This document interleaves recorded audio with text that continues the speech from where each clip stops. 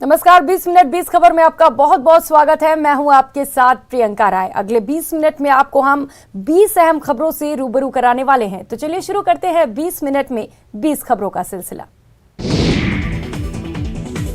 Rajasthan university के कुलपति को हटाने की मांग को लेकर एबीवीपी के कार्यकर्ताओं ने जमकर हंगामा किया। बड़ी संख्या में एबीवीपी के छात्र राजस्थान यूनिवर्सिटी के गेट पर पहुंच गए और प्रदर्शन शुरू कर दिया। इस दौरान एबीवीपी के कई छात्र यूनिवर्सिटी की छत पर भी चढ़ गए और कुलपति के खिलाफ नारेबाजी की। छात्रों ने यूनिवर्सिटी की छत पर एबीवीपी का झंडा भी फहराया।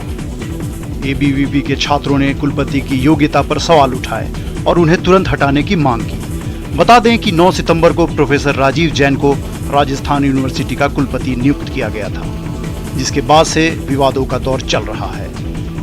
कुलपति की नियुक्ति के खिलाफ हाई कोर्ट में याचिका दायर की गई है, जिसमें कुलपति नियुक्ति में नियमों की अनदेखी का आरोप लगाया गया है। उनकी नियुक्ति रद्द करने की मांग की गई है। इस मामले में हाई कोर्ट की जयपुर खंडपीठ ने कुलपति राजीव जैन को नोटिस जारी कर जवाब भी मांगा है।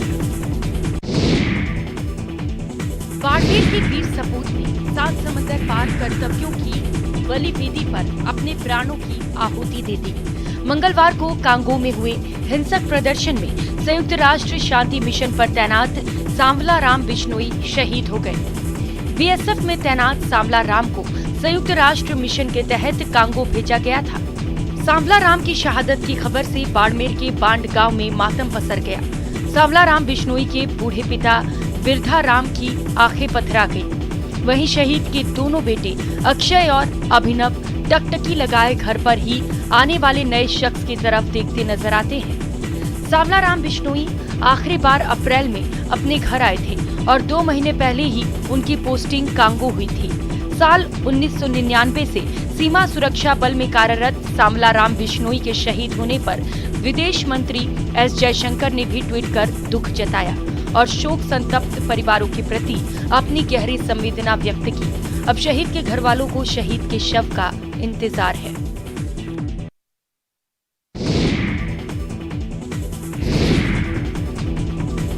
राजस्थान में सामान्य से 55% ज्यादा बरस चुके मानसून के कारण कई जिलों में बाढ़ के हालात हैं। वहीं बारिश का दौर कुछ धीमा होने के बाद प्रभावित एरिया में राहत बचाव काम तेज कर दिया गया है। हालांकि कई इलाकों में पानी अब भी जमा होने से राहत बचाव के काम में मुश्किल हो रही है। खासकर जोधपुर में हालात बेहद खराब हैं। यहाँ जिला प्रशासन की मदद के लिए सेना के जवानों को लगाया गया है। जवान रेस्क्यू के साथ कई दिनों से घरों में फंसे लोगों को खाने का सामान भी पहुँचा रहे हैं। न्यू रूपनगर में 3 से 4 फीट तक पानी भरा हुआ है। हालात ये हो गए हैं कि बुधवार शाम को सेना को बुलाना पड़ा। सेना के जवानों ने बड़ी संख्या में लोगों को नाव से रेस्क्यू किया है। बासनी की श्रमिक कॉलोनी को भी खाली करवा लिया गया है। कॉलोनी के लोगों को नजदीकी स्कूल में शिफ्ट किया गया है। बारिश की वजह से कमजोर इमारतें ढहने का सिलसिला भी चल रहा है। विजय चौक में किसान हॉस्टल का हिस्सा भरभरा कर गिर गया। वहीं बारिश के कारण उपजे हालात के कारण जोधपुर में स्कूल गुरुवार को भी बंद रखने पड़े।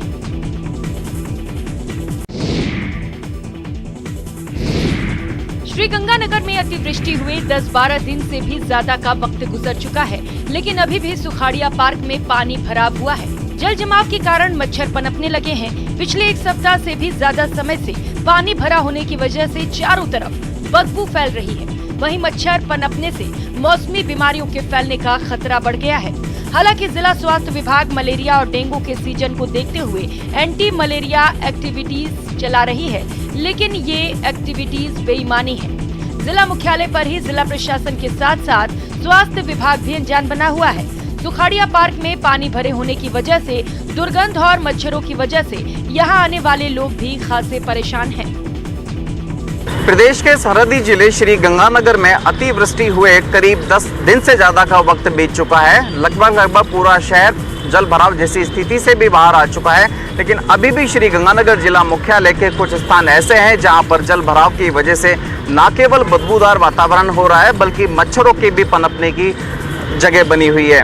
अभी इस समय हम श्री गंगानगर के सुखाड़िया पार्क में मौजूद है। यदि हम आपको यहाँ का नज़ारा दिखाएं तो न केवल सुखाड़िया पार्क बल्कि सुखाड़िया पार्क के साथ साथ जो श्री गंगानगर जिला मुख्यालय का इंदिरा वाटिका है, वहाँ पर भी काफ़ी सारा पानी अभी भी भरा हुआ है, जबकि बारिश बीते हुए लगभग 10 दिन से ज़्यादा का वक्त हो गया है। जालौर जिले में बारिश का दौर लगातार जारी है। ऐसे में जिला प्रशासन पूरी तरह से अलर्ट है। भारी बारिश और बाढ़ के किसी भी हालात से निकलने के लिए जिला प्रशासन पूरी तरह से अलर्ट मोड पर है। इसी अलर्टनेस के तहत भीनमाल में प्रशासन ने एक मॉक ड्रिल का आयोजन किया, जिसमें एसडीआरएफ की टीम ने भीनमाल के बालसमंद बांध में किसी भी हालात से निपटने की मॉक ड्रिल की। मॉक ड्रिल के लिए 2 बच्चों के डूबने की खबर दी गई। इस खबर के बाद जिला प्रशासन में हड़कंप मच गया और 15 से 20 मिनट के अंदर पूरा प्रशासनिक अमला भीनमाल के बालसमंद के पास पहुंच गया। जहां पहुंचने पर पता चला कि ऐसी आपात स्थिति में रिस्पांस को लेकर ये खबर दी गई थी और पूरी कवायद मॉक ड्रिल का हिस्सा थी, जिसके बाद प्रशासन के अधिकारियों और कर्मचारियों ने राहत की सांस ली। इस मॉक ड्रिल को देखने के लिए बांध के पास लोगों की भी भीड़ जमा रही। प्रदेश में लगातार बारिश का दौर जारी है। ऐसे में प्रदेश के अंदर जालौर जिले में सर्वाधिक 225 mm बारिश दर्ज होने के बाद प्रशासन है वो पूरी तरीके से अलर्ट है। जैसलमेर के रामगढ़ में लगातार 2 दिनों की तेज बारिश रामगढ़ कस्बा पानी पानी हो गया। सुबह से कस्बे के चारों तरफ पानी आने से आवागमन के रास्ते बाधित हो गए। वहीं भारी बारिश के बाद रामगढ़ कस्बे में कन्या नदी पूरे उफान पर है, जिससे कई गांवों का संपर्क कस्बे से कट गया है और लोग घरों में कैद होकर रह गए। नदी के तेज बहाव के कारण राघवा और आनंदपुरा के आने जाने वाले रास्तों पर पानी भर गया है, जिसके कारण दोनों तरफ से जाम लग गया। लोग पानी के उतरने का इंतजार कर रहे हैं। वहीं हाईवे के पास मिरासी समाज के कब्रिस्तान में पानी के तेज बहाव में करीब 12 कब्रें बह गई। इसके साथ ही हाईवे के पास स्थित एक ट्रांसफार्मर भी पानी के तेज बहाव को सह नहीं सका और नीचे गिर गया। भारी बारिश से कई कच्चे घरों को भी नुकसान हुआ है। रामगढ़, पूनम नगर और नगा सहित कई गांवों में कच्चे घर धराशायी हो गए।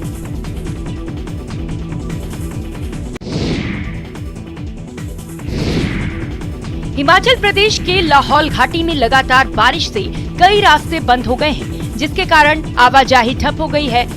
रंगवे नाले में बाढ़ आने के कारण केलांग उदयपुर सड़क रोड वाहनों की आवाजाही के लिए बंद हो गया है। वहीं लाहौल घाटी का दूर दराज इलाका मियाड घाटी के करपट नाले में बाढ़ आने के कारण सड़क मार्ग पानी में समा गया, जिससे मियाड घाटी के दर्जनों गांव का उपमंडल मुख्यालय उदयपुर से सड़क संपर्क कट गया। इसके अलावा दरेड नाले में बाढ़ आने के कारण उदयपुर तिंदी सड़क मार्ग भी वाहनों की आवाजाही के लिए पूरी तरह से बंद हो गया। इसके अलावा वहीं रोहली के पास जंगल शिविर में पांगी की ओर जाने वाला मार्ग अवरुद्ध हो गया। लगातार बारिश के कारण कई रास्तों में लैंडस्लाइड और चट्टान खिसकने की घटनाएं भी लगातार सामने आ रही हैं, जिसको देखते हुए जिला प्रशासन ने स्थानीय लोगों और पर्यटकों को नदी नालों के नजदीक न जाने की सलाह दी। साथ ही अनावश्यक यात्रा न करने की भी सलाह दी गई। जम्मू संभाग के अन्य जिलों के अलावा पूरे जम्मू शहर और उसके आसपास के इलाकों में गुरुवार सुबह से ही भारी बारिश हुई, जिससे जनजीवन अस्त व्यस्त हो गया। जम्मू संभाग में सुबह से ही भारी बारिश शुरू हो गई, जिससे जम्मू के कई हिस्सों में अचानक बाढ़ जैसे हालात हो गए। कई निचले इलाकों जैसे लक्ष्मी नगर, मुठी, बोहरी, उदयवाला, नानक नगर, चन्नी आदि में आवासीय घरों में पानी घुस गया, जिससे संपत्ति को खासा नुकसान हुआ। जम्मू शहर के कनक मंडी इलाके में एक कच्चा मकान भी क्षतिग्रस्त हो गया। बारिश के कारण कई जगहों पर जल जमाव हो गया है, जिससे जम्मू शहर की सड़कों पर लोगों को पैदल चलने में मुश्किल का सामना करना पड़ रहा है। साथ ही भारी ट्रैफिक जाम भी हो गया। वहीं तवी नदी में जलस्तर काफी बढ़ गया है, जिसके बाद अधिकारियों ने लोगों को नदी के आसपास घूमने पर रोक लगा दी है। वहीं पानी निकालने के इंतजामों से लोग असंतुष्ट दिखे। उत्तर से दक्षिण तक, पहाड़ों से मैदान तक मानसून की जोरदार बारिश तबाही मचा रही है। लगातार बारिश के कारण कई इलाकों में जनजीवन पूरी तरह से अस्त व्यस्त हो गया है। जम्मू कश्मीर के भी कई जिलों में भारी बारिश के कारण नदी नाले पूरी तरह उफान पर हैं और कई इलाकों में बाढ़ के हालात पैदा हो गए हैं। इस बीच जम्मू कश्मीर के कठुआ में भारी बारिश से नदियां उफान पर हैं। ऐसे में कुछ लोग उज नदी में फंस गए, जिन्हें बचाने के लिए रेस्क्यू ऑपरेशन चलाया गया। प्रशासन को जब लोगों के सैलाब में घिरे होने की खबर मिली तो एसडीआरएफ की टीमें मौके पर पहुंची और रेस्क्यू ऑपरेशन शुरू हुआ। पानी का बहाव इतना तेज था कि रेस्क्यू बोट को सैलाब में फंसे लोगों तक पहुंचने में काफी मुश्किलों का सामना करना पड़ा। रेस्क्यू टीम ने नदी के एक टापू पर फंसी 4 महिलाओं को सुरक्षित बाहर निकाल लिया। कठुआ में उज नदी पर ऐसे कई जगह पर लोगों के फंसे होने की खबरें मिली। तो एसडीआरएफ की टीमों ने जगह जगह फंसे लोगों के लिए रेस्क्यू ऑपरेशन चलाया, उन्हें सुरक्षित स्थानों पर पहुंचाया। सवाई माधोपुर में लगातार बारिश से हरियाली छा गई है। इसके साथ ही सवाई माधोपुर जिले के पर्यटन स्थलों पर पर्यटकों का सैलाब आ गया है। रोजाना सैकड़ों की तादाद में लोग पर्यटन स्थलों पर उमड़ रहे हैं और खुशगवार मौसम में हंसी वादियों का लुत्फ उठा रहे हैं। लेकिन चिंता वाली बात यह है कि सैलानियों की सुरक्षा के लिए प्रशासन ने कोई सुरक्षा व्यवस्था नहीं की है।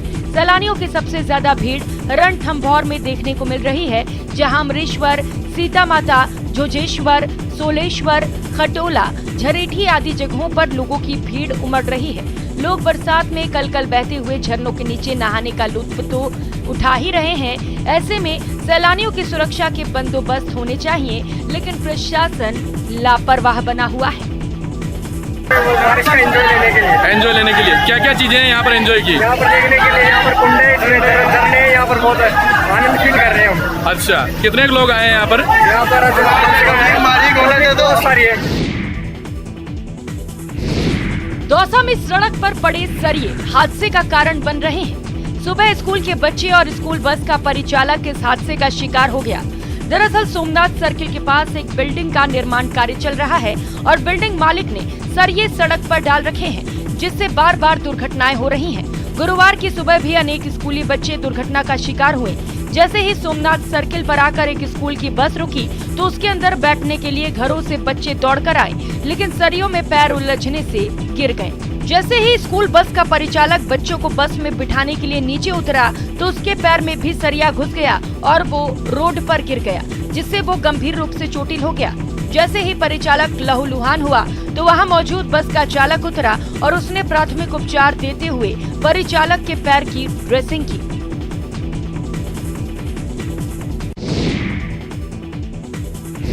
भरतपुर की Titagarh wagon Simco limited factory में 2 आतंकवादियों के घुसने की खबर से हड़कंप मच गया।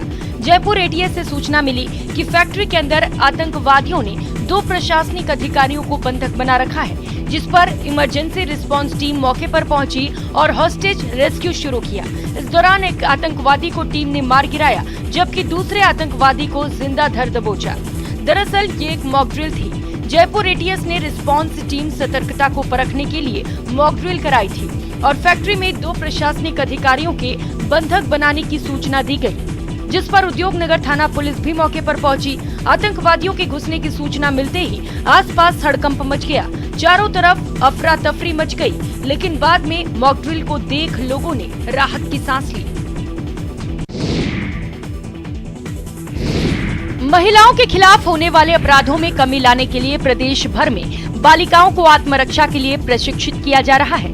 दौसा में भी पुलिस की प्रशिक्षित महिला कांस्टेबल जिले के गर्ल्स स्कूल और कॉलेजों में आत्मरक्षा के गुर सिखा रही हैं। इसी के तहत शहर के आनंद शर्मा राजकीय उच्च माध्यमिक विद्यालय में आत्मरक्षा की ट्रेनिंग दी गई। इस दौरान स्कूल की सैकड़ों बालिकाओं को आत्मरक्षा के गुर सिखाए।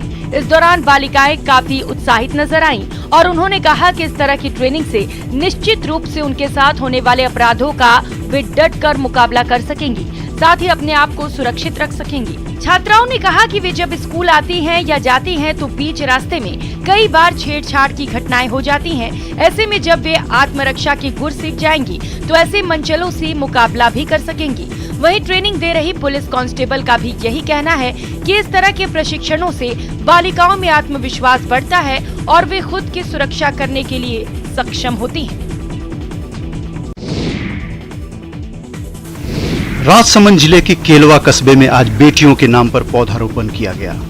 नवल श्याम कृष्ण गौशाला में एक पेड़ एक जिंदगी कार्यक्रम में 95 बालिकाओं के नाम पर पौधे लगाए गए।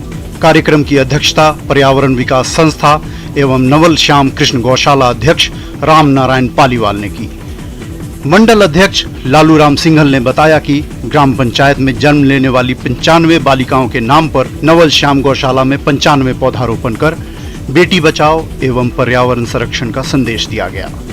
कार्यक्रम में पर्यावरण विकास संस्था के अध्यक्ष राम नारायण पालीवाल, नेहरू युवा केंद्र युवा अधिकारी पवन गोशलिया, उप सरपंच रामलाल ने संबोधित कर सभी को पर्यावरण के प्रति जागरूक किया। अधिक से अधिक पेड़ लगाने के हेतु निवेदन भी किया। सावन में बारिश के कारण मौसम तो खुशगवार हो ही जाता है, प्रकृति पर हरियाली भी छा जाती है। पहाड़ों से लेकर मैदान तक, खेत से लेकर खलिहान तक, जिधर देखो सिर्फ हरा ही हरा नजर आता है। इसीलिए तो सावन की अमावस को हरियाली अमावस के रूप में मनाया जाता है। हरियाली अमावस्या को राजस्थान का बहुत ही महत्वपूर्ण त्योहार माना जाता है। पौराणिक काल के साथ ही पारंपरिक रीति रिवाजों के साथ ये हरियाली अमावस्या मनाई जाती है, जहां प्रकृति की सुंदरता के बखान के लोक गान सुनाई देते हैं। वहीं जगह जगह पूजन अनुष्ठान भी आयोजित किए जाते हैं। महिलाओं में तो इसको लेकर जबरदस्त उत्साह रहता है। सजी सवरी युवतियां और महिलाएं जहां पूरी आस्था श्रद्धा के साथ धार्मिक आयोजनों में हिस्सा लेती हैं, तो वहीं लोक गीतों पर जमकर थिरकती भी हैं। हरियाली अमावस नव विवाहिता जोड़ों के लिए भी काफी खास होती है। सर्वार्थ अमृत सिद्धि योग के अंतर्गत अपने पितरों को उनके श्रद्धा के निमित्त जल अर्पण करने के लिए ये हरियाली अमावस्या मनाई जाती है। हरियाली तीज को लेकर महिलाएं तैयारियों में जुट गई हैं। 31 जुलाई को हरियाली तीज पड़ रही है। हरियाली तीज पर सिंजारे का विशेष महत्व है। तीज के एक दिन पहले सिंजारा महिलाओं के मायके से आता है। सिंजारे की परंपरा खास तौर पर पंजाब, हरियाणा, राजस्थान में निभाई जाती है। हरियाली तीज के एक दिन पहले विवाहित स्त्री के मायके से 16 श्रृंगार का सामान भेजा जाता है। इसे सिंजारा कहते हैं। इसमें कपड़े, श्रृंगार का सामान, मिठाइयाँ भेजी जाती हैं। कहते हैं सिंजारे की परंपरा निभाते हुए मायके वाले बेटी को सदा सौभाग्यवती रहने का आशीर्वाद भेजते हैं। सुयोग्य वर की प्राप्ति के लिए हरियाली तीज का व्रत कुंवारी कन्याएं भी करती हैं। जिन लड़कियों की शादी तय हो जाती है, उनके ससुराल पक्ष से होने वाली बहू के लिए सुहाग की वस्तुएं भेजी जाती हैं।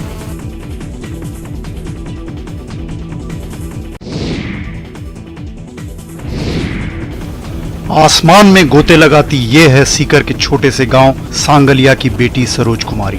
19 साल की बीटेक छात्रा सरोज कुमारी ने यूएसपीए से ए और बी ग्रेड के स्काई डाइविंग में लाइसेंस हासिल किए हैं। दावा किया जा रहा है कि इस उम्र में वो राजस्थान से पहली छात्रा है जो लाइसेंस प्राप्त कर स्काई डाइवर हैं। इस लाइसेंस को हासिल करने के लिए सरोज ने 50 से ज्यादा बार एरोप्लेन से आसमान में 13,000 फीट से ज्यादा की ऊंचाई से छलांग लगाई है। उन्होंने स्काई डाइवर बनने के लिए थाईलैंड के ड्रॉप जोन में स्काई डाइवर का प्रशिक्षण लिया। सरोज का कहना है कि स्काई डाइविंग रोमांच से भर देने वाला एक बेहद शानदार एक्टिविटी है। हालांकि जोखिम होने के कारण लोग इससे दूर रहते हैं, लेकिन वे देश की स्काई डाइवर्स महिलाओं की टीम तैयार करना चाहती हैं ताकि दुनिया में स्काई डाइवर्स की प्रतियोगिता में हिस्सा ले सके।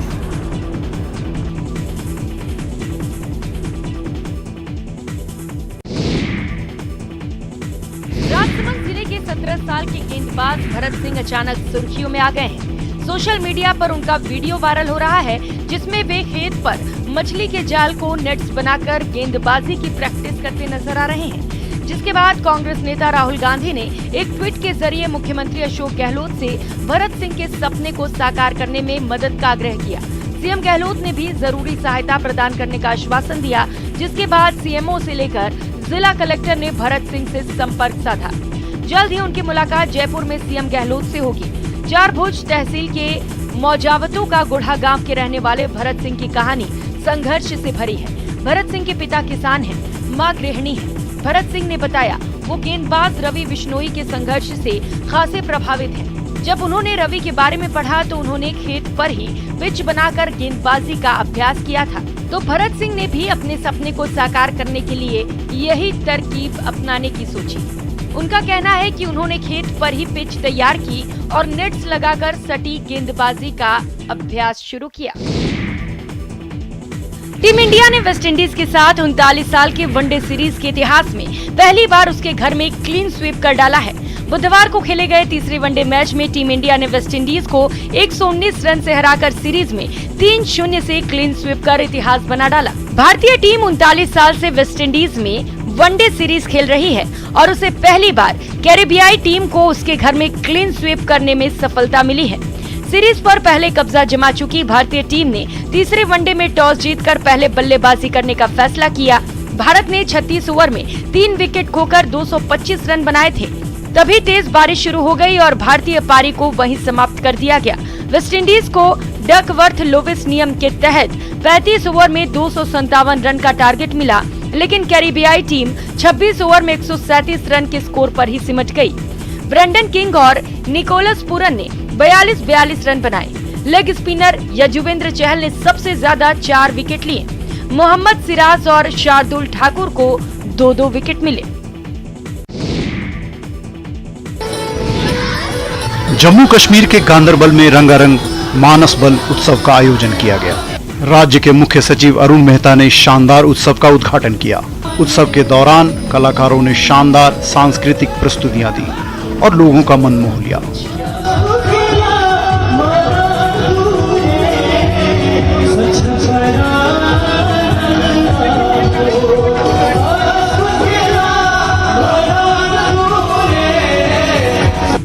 इस मौके पर मुख्य सचिव अरुण मेहता ने कहा कि मानस बल जल्द ही घाटी के लोकप्रिय पर्यटन स्थलों में से एक होगा। उन्होंने कहा कि ये उत्सव पर्यटकों का ध्यान अपनी तरफ खींचेगा। पर्यटन विभाग के निदेशक GN इट्टू ने कहा कि सरकार ने प्रचार के लिए कई पर्यटन स्थलों की सिफारिश की है। मानस बल उनमें से एक है। इस तरह के आयोजनों का मुख्य उद्देश्य पर्यटकों को इन खूबसूरत जगहों पर जाने के लिए आकर्षित करना है।